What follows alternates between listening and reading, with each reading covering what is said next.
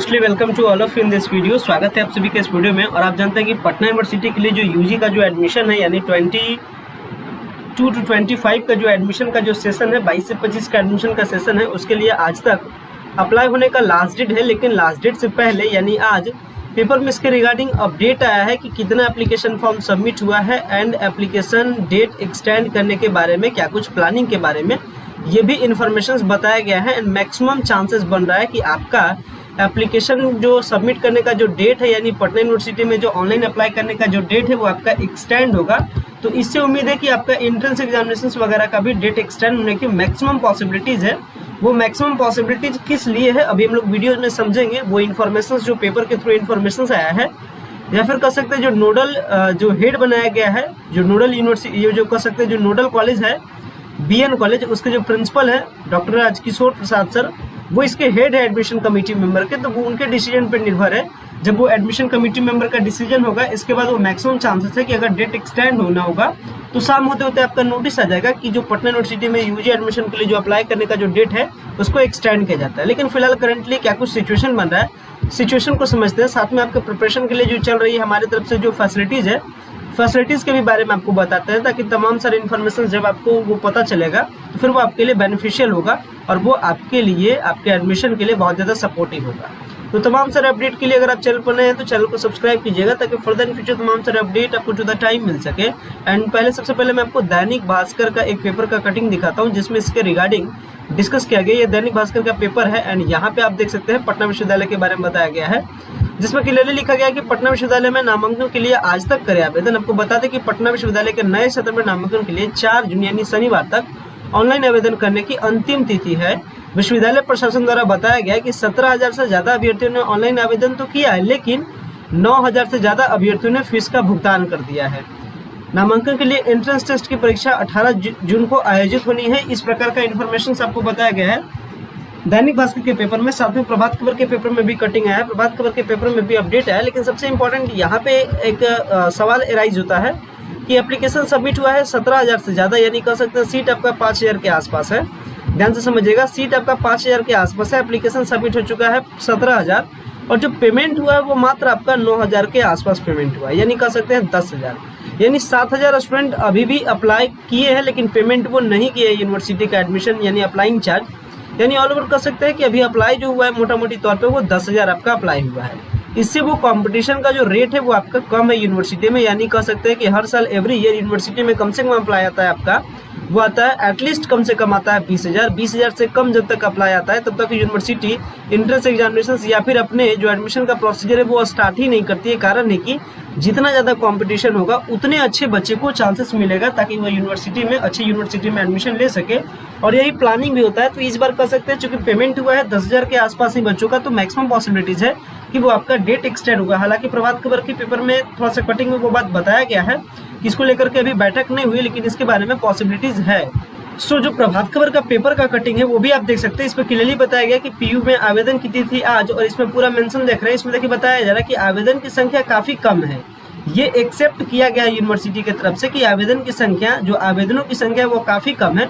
18,000 छात्रों ने तो रजिस्टर कराया है लेकिन पेमेंट आपको 10,000 के आसपास ही पेमेंट किया है। और इसका सबसे इम्पोर्टेंट सा कारण है कि सीबीएसई का 12वीं का रिजल्ट अभी नहीं आने से छात्र अभी तक आवेदन पूरी सही तरीके से नहीं कर पाए हैं, यानी सीबीएसई का रिजल्ट भी यहाँ पे मैटर कर रहा है। और इसी के कारण मैक्सिमम चांसेस है कि जो आपका एंट्रेंस एग्जामिनेशन वगैरह का जो सारा डेट है वो मैक्सिमम पॉसिबिलिटीज है कि वो आपका डेट एक्सटेंड होगा। एंड ये हर हालत में कंफर्म है, जब तक रिजल्ट आएगा नहीं तब तक शायद एंट्रेंस एग्जामिनेशन नहीं होगा और डेट वो एक्सटेंड करेगा।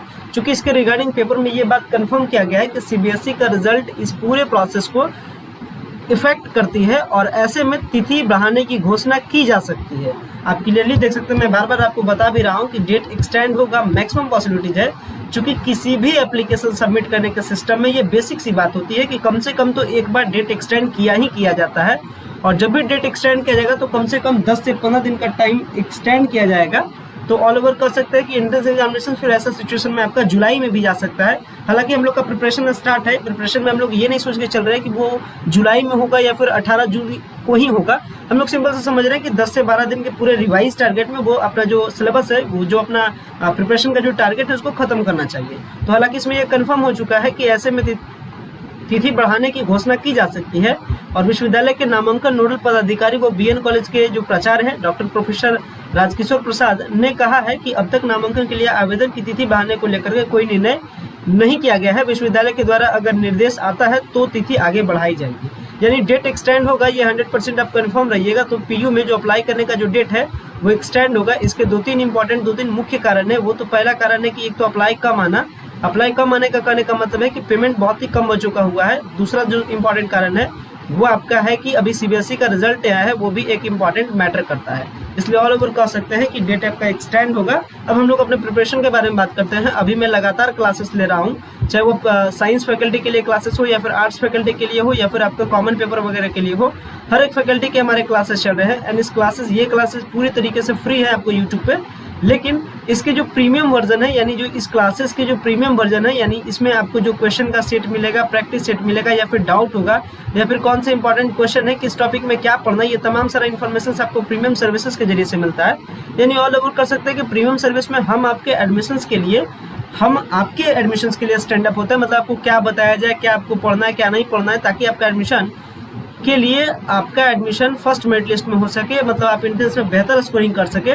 उसके लिए फिर हम आपके लिए चिंतित होते हैं। तो ये सारा प्रोसीजर आपका प्रीमियम सर्विस में किया जाता है, जिसमें आपको तमाम सारे अपडेट, तमाम सारे क्वेश्चन के सेट, तमाम सारे प्रैक्टिस सेट, उस प्रैक्टिस सेट का सॉल्यूशन क्या है, वो सारा आपको फैसिलिटी प्रीमियम सर्विस में मिलता है। तो प्रीमियम सर्विस आपके लिए बहुत ही बेहतर है और ये बहुत ही मिनिमम अफोर्डेबल अमाउंट में है, वो कि जो कि सबसे मिनिमम अमाउंट आपके लिए हो सकता है। बस एक कर सकते हैं सिंपल सा एक रिचार्ज जितना का आप मोबाइल का आज के टाइम में रिचार्ज कराते हैं, जस्ट उतना का आपका रिचार्ज कहीं समझिए वो आपके लिए पैक के जैसा है, जो कि आपको बहुत ही ज़्यादा बूस्ट करेगा एंट्रेंस एग्जामिनेशंस के लिए। वो एंट्रेंस एग्जामिनेशंस का आपको माहौल देगा, या कर सकते जो एंट्रेंस एग्जामिनेशंस के लिए जो प्रिपरेशन के लिए जो बेसिक जो रूल्स है या जो बेसिक जो सिलेबस है या किस चीज़ पे आपको फोकस करना है, वो तमाम सारा आइडियाज़ आपको प्रीमियम सर्विसेज के जरिए से मिलता है।